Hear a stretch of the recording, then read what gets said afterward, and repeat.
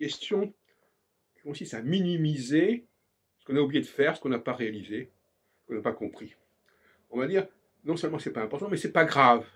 C'est pas grave. Hein. J'ai oublié ça, j'en ai pas parlé, j'ai pas signalé le cas, j'ai pas mis ça dans le dossier, mais c'est pas grave, on va s'en sortir quand même. Et même à la limite, ça valait pas la peine d'en parler. C'était pas si. Donc on va rationaliser une carence, un oubli, une lacune, et on va dire que c'est pas la peine d'en tenir compte.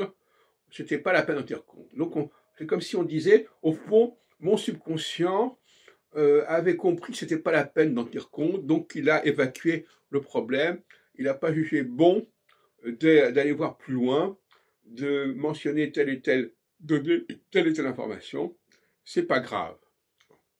Et il y a des gens qui passent leur vie à justifier leur carence en disant que de toute façon, ce qu'ils n'ont pas, ce qu'ils ne connaissent pas, c'est pas important. Alors là, on peut aller très loin. Ah, je ne connais pas l'astrologie, mais c'est pas important l'astrologie. On peut s'en passer. Oui. Je ne connais pas ceci, oui, mais c'est pas grave. Oui. Et il y a toute une rhétorique de cette façon qui fonctionne et qui est très répandue finalement. Et je dirais même que c'est un symptôme tout à fait significatif. On pourrait peut-être lui donner un nom, je ne sais pas lequel, une forme d'oubli, l'omission.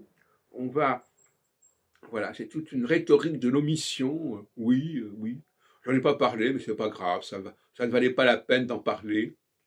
Et donc, au lieu de faire son autocritique, en disant j'aurais dû en parler, j'ai eu raison en réalité de ne pas en parler. Voilà comment les gens fonctionnent.